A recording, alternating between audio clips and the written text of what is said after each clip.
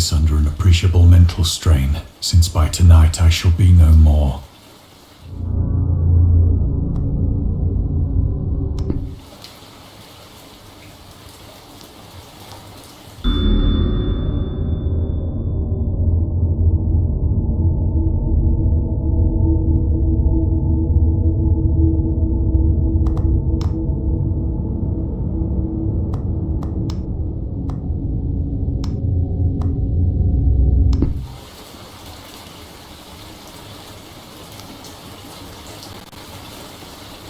Penniless, and at the end of my supply of the drug which alone makes life endurable, I can bear the torture no longer, and shall cast myself from this garret window into the squalid street below.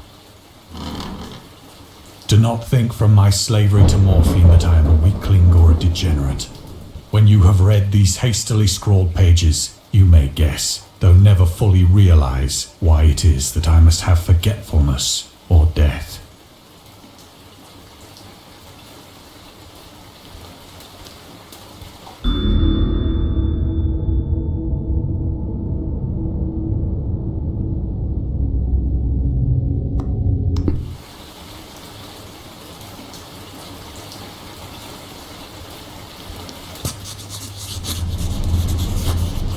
It was in one of the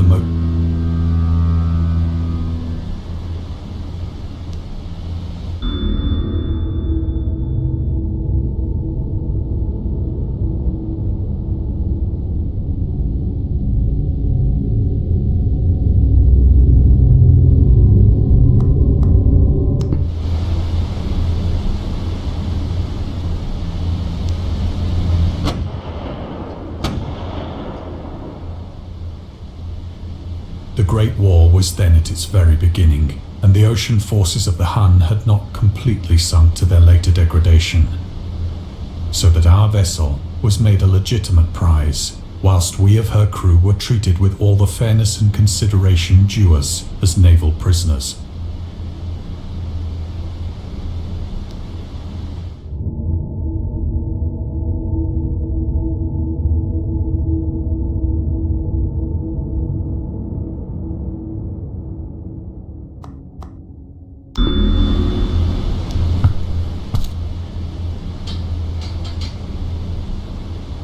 So liberal, indeed, was the discipline of our captors, that 5 days after we were taken, I managed to escape alone in a small boat with water and provisions for a good length of time.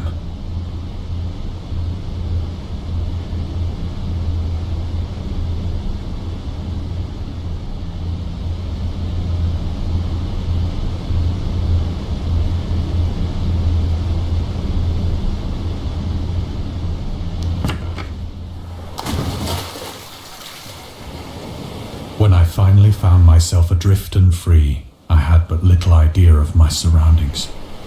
Never a competent navigator, I could only guess vaguely by the sun and stars that I was somewhat south of the equator. Of the longitude, I knew nothing, and no island or coastline was in sight.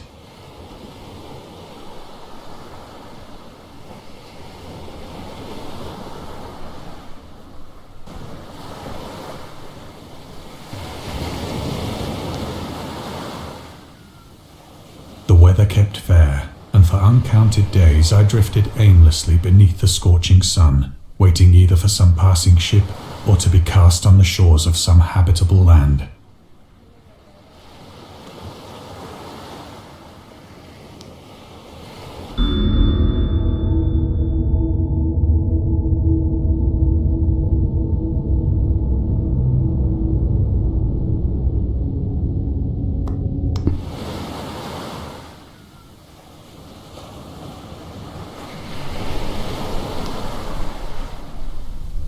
But neither ship nor land appeared, and I began to despair in my solitude upon the heaving vastness of unbroken blue. The change happened whilst I slept. Its details I shall never know, for my slumber, though troubled and dream-infested, was continuous.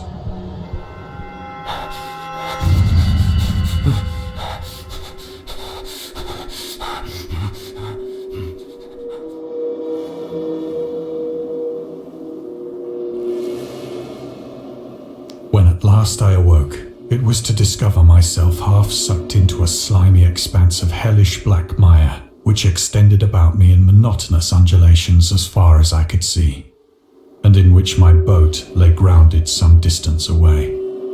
Though one might well imagine that my first sensation would be of wonder at so prodigious and unexpected a transformation of scenery, I was in reality more horrified than astonished.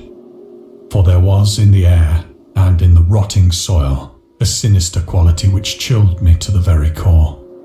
The region was putrid with the carcasses of decaying fish and of other less describable things which I saw protruding from the nasty mud of the unending plain. Perhaps I should not hope to convey in mere words the unutterable hideousness that can dwell in absolute silence and barren immensity. There was nothing within hearing and nothing in sight save a vast reach of black slime, yet the very completeness of the stillness and the homogeneity of the landscape oppressed me with a nauseating fear.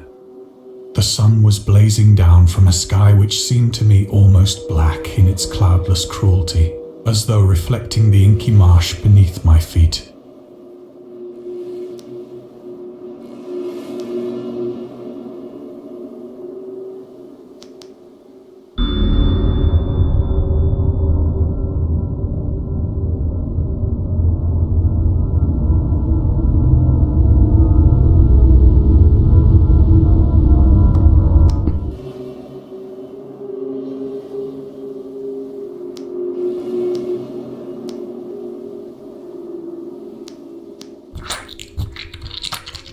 Guess vaguely by the sun and stars that I was somewhat south of the equator. Of the longitude I knew nothing, and no island or coastline was in sight.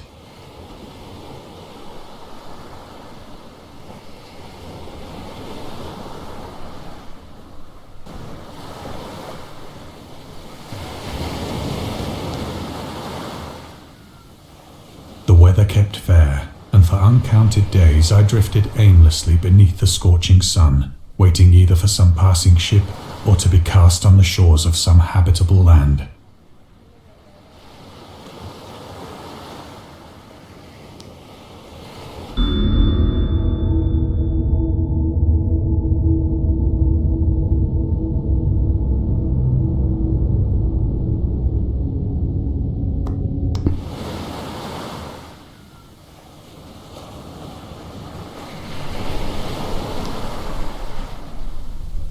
But neither ship nor land appeared, and I began to despair in my solitude upon the heaving vastness of unbroken blue. The change happened whilst I slept. Its details I shall never know, for my slumber, though troubled and dream-infested, was continuous.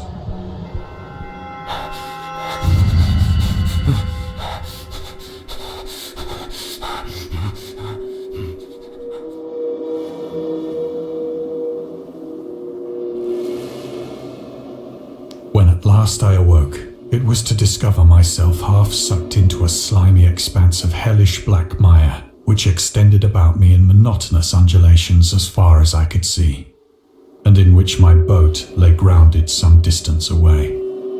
Though one might well imagine that my first sensation would be of wonder at so prodigious and unexpected a transformation of scenery, I was in reality more horrified than astonished. For there was in the air and in the rotting soil a sinister quality which chilled me to the very core. The region was putrid with the carcasses of decaying fish and of other less describable things which I saw protruding from the nasty mud of the unending plain. Perhaps I should not hope to convey in mere words the unutterable hideousness that can dwell in absolute silence and barren immensity. There was nothing within hearing and nothing in sight save a vast reach of black slime, yet the very completeness of the stillness and the homogeneity of the landscape oppressed me with a nauseating fear. The sun was blazing down from a sky which seemed to me almost black in its cloudless cruelty, as though reflecting the inky marsh beneath my feet.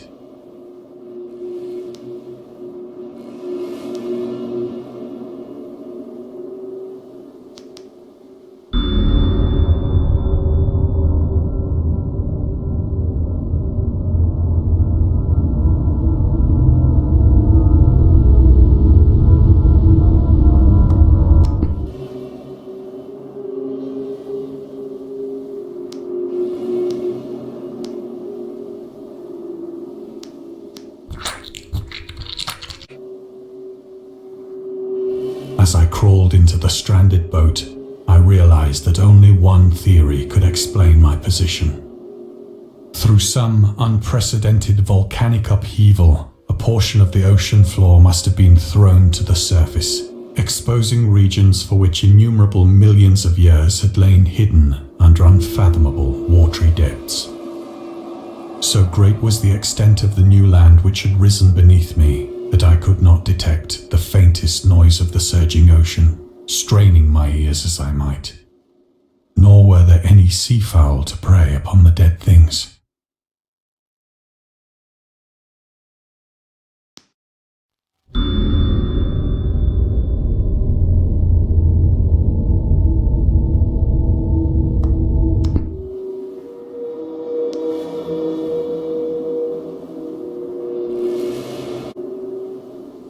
For several hours I sat thinking or brooding in the boat, which lay upon its side and afforded a slight shade as the sun moved across the heavens.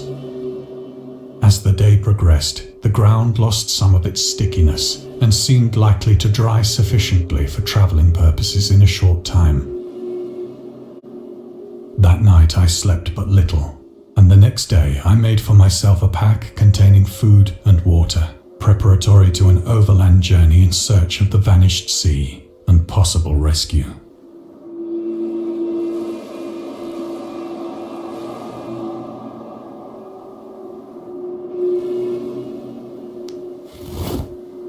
On the third morning, I found the soil dry enough to walk upon with ease.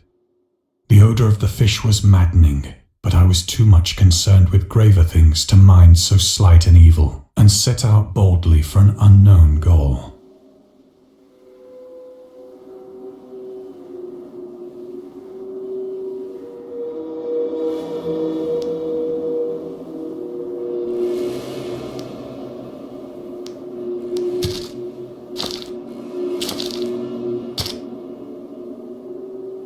All day I forged steadily westward, guided by a faraway hummock which rose higher than any other elevation on the rolling desert.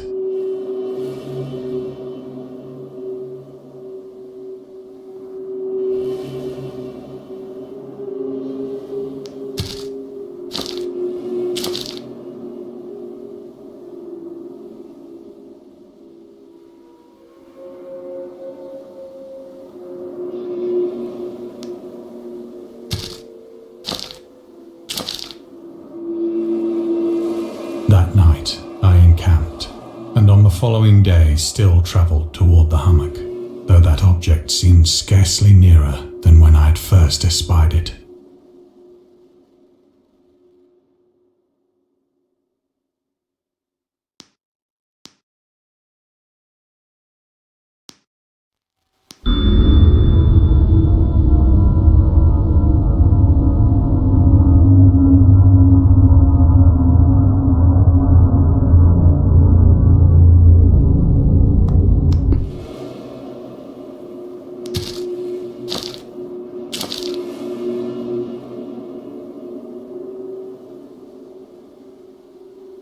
By the fourth evening, I attained the base of the mound, which turned out to be much higher than it had appeared from a distance, an intervening valley setting it out in sharper relief from the general surface.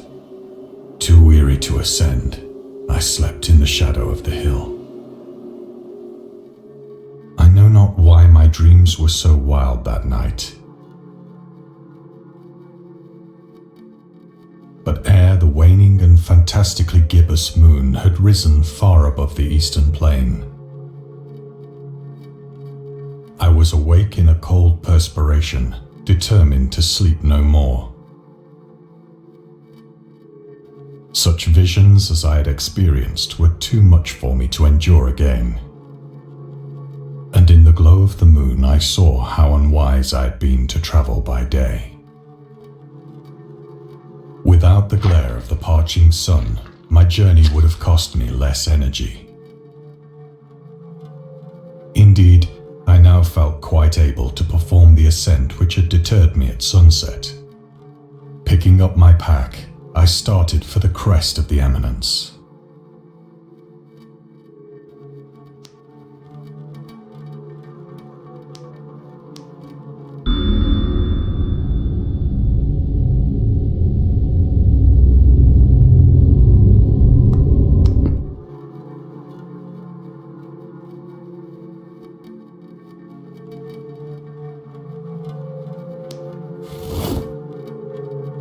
have said that the unbroken monotony of the rolling plain was a source of vague horror to me. But I think my horror was greater when I gained the summit of the mound and looked down the other side into an immeasurable pit or canyon, whose black recesses the moon had not yet soared high enough to illumine. I felt myself on the edge of the world, peering over the rim into a fathomless chaos of eternal night. Through my terror ran curious reminiscences of Paradise Lost and of Satan's hideous climb through the unfashioned realms of darkness. As the moon climbed higher in the sky, I began to see that the slopes of the valley were not quite so perpendicular as I had imagined.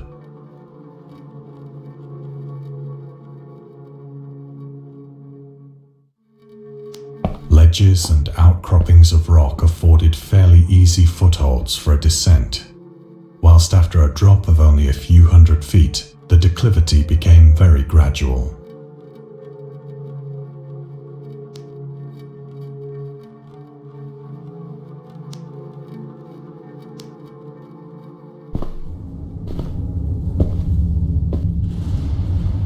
Urged on by an impulse which I cannot definitely analyze, I scrambled with difficulty down the rocks and stood on the gentler slope beneath, gazing into the Stygian deeps, where no light had yet penetrated.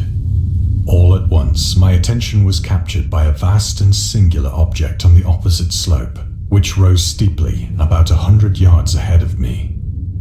An object that gleamed whitely in the newly bestowed rays of the ascending moon.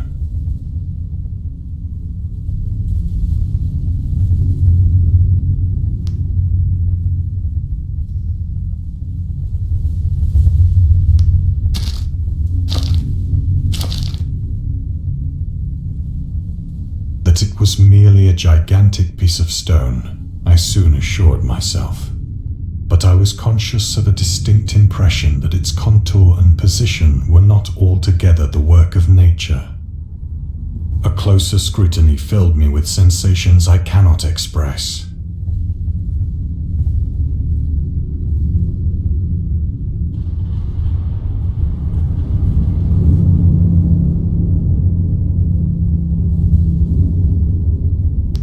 For despite its enormous magnitude, and its position in an abyss which had yawned at the bottom of the sea since the world was young, I perceived beyond a doubt that the strange object was a well-shaped monolith, whose massive bulk had known the workmanship and perhaps the worship of living and thinking creatures.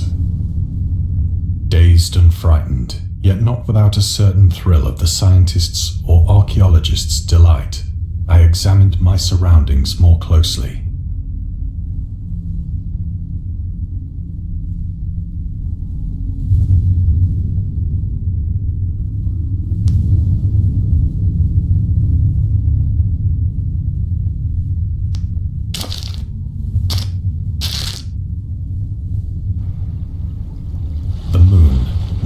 The zenith shone weirdly and vividly above the towering steeps that hemmed in the chasm, and revealed the fact that a far-flung body of water flowed at the bottom, winding out of sight in both directions and almost lapping my feet as I stood on the slope. Across the chasm, the wavelets washed the base of the Cyclopean monolith, on whose surface I could now trace both inscriptions and crude sculptures.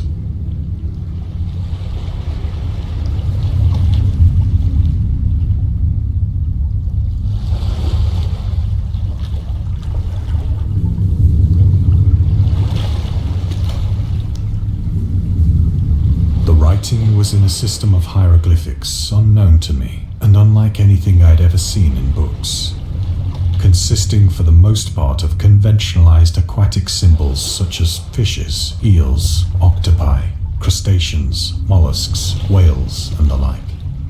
Several characters obviously represented marine things which are unknown to the modern world, but whose decomposing forms I had observed on the ocean-risen plain. It was the pictorial carving, however, that did most to hold me spellbound.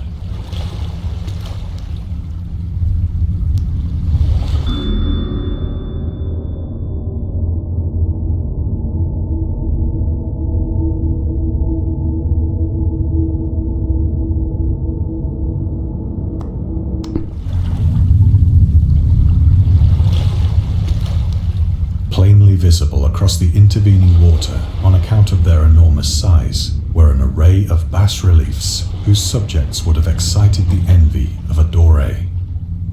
I think that these things were supposed to depict men, at least a certain sort of men. Though the creatures were shown disporting like fishes in the waters of some marine grotto, or paying homage at some monolithic shrine which appeared to be under the waves as well. Of their faces and forms I dare not speak in detail, for the mere remembrance makes me grow faint. Grotesque beyond the imagination of a Poe or a Bulwer. They were damnably human in general outline, despite webbed hands and feet, shockingly wide and flabby lips, glassy, bulging eyes, and other features less pleasant to recall. Curiously enough, they seem to have been chiseled badly out of proportion with their scenic background. For one of the creatures was shown in the act of killing a whale, represented as but little larger than himself. I remarked, as I say, their grotesqueness and strange size, but in a moment decided that they were merely the imaginary gods of some primitive fishing or seafaring tribe. Some tribe whose last descendant had perished eras before the first ancestor of the Piltdown or Neanderthal man was born.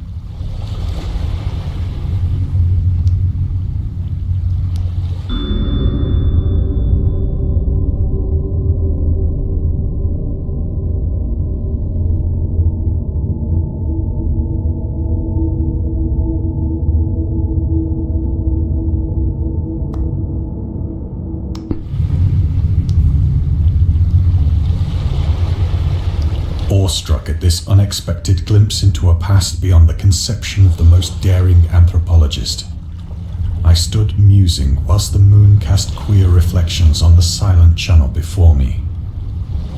Then, suddenly, I saw it. With only a slight churning to mark its rise to the surface, the thing slid into view above the dark waters. Last, Polyphemus-like and loathsome, it darted like a stupendous monster of nightmares to the monolith, about which it flung its gigantic scaly arms, the while it bowed its hideous head and gave vent to certain measured sounds. I think I went mad then. Of my frantic ascent of the slope and cliff, and of my delirious journey back to the stranded boat, I remember little.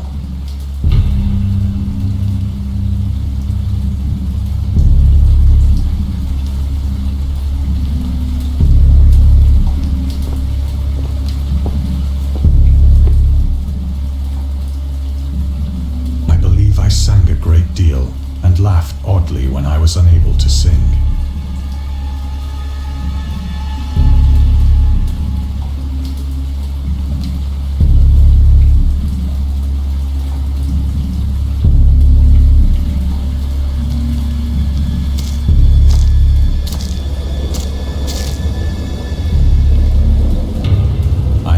Distinct recollections of a great storm sometime after I reached the boat. At any rate, I know that I heard pearls of thunder and other tones which nature utters only in her wildest moods.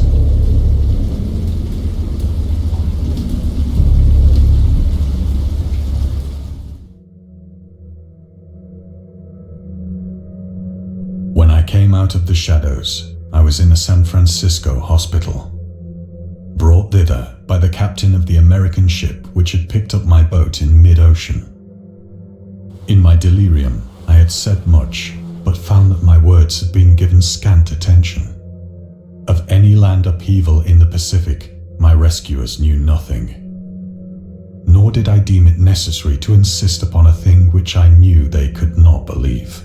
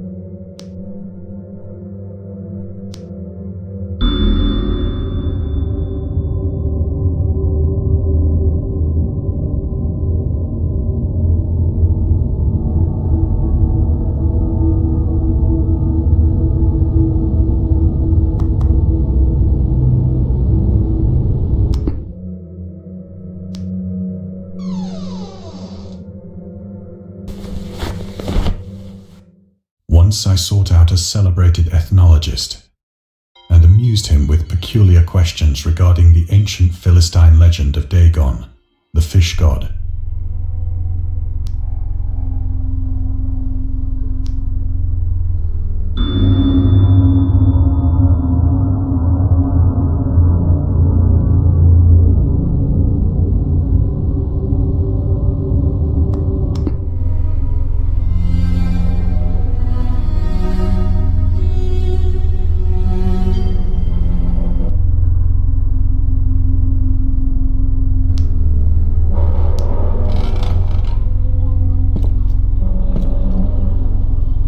But soon perceiving that he was hopelessly conventional, I did not press my inquiries.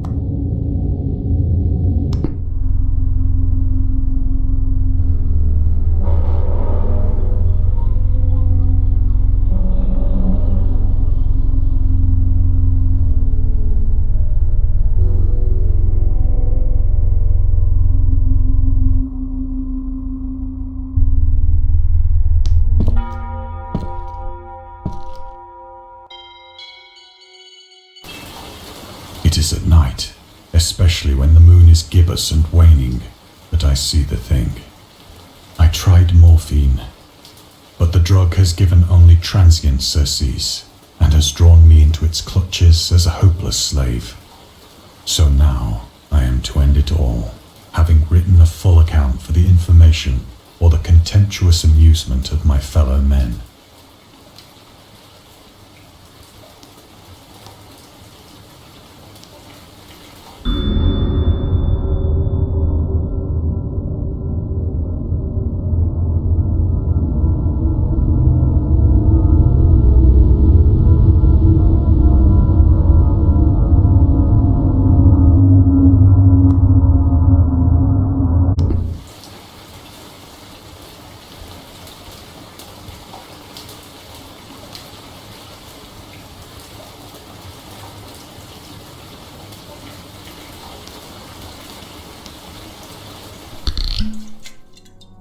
Often, I ask myself if it could not all have been a pure phantasm, a mere freak of fever as I lay sun-stricken and raving in the open boat after. This I ask myself, but ever does there come before me a hideously vivid vision in reply. I cannot think of the deep sea without shuddering at the nameless things that may at this very moment be crawling and floundering on its slimy bed, worshipping their ancient stone idols and carving their own detestable likenesses on submarine obelisks of water-soaked granite. I dream of a day when they may rise above the billows to drag down into their reeking talons the remnants of puny, war-exhausted mankind.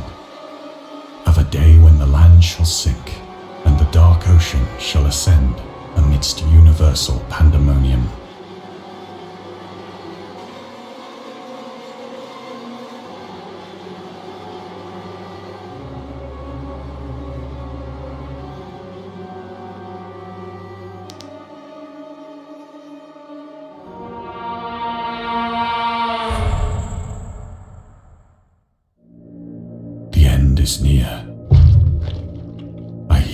noise at the door, as of some immense slippery body lumbering against it.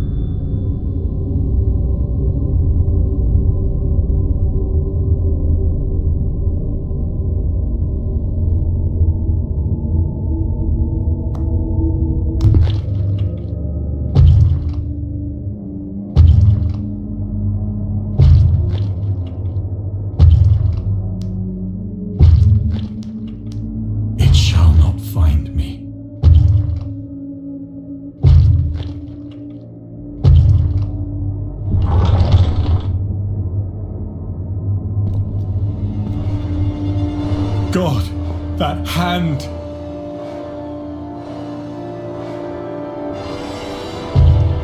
The window! The window!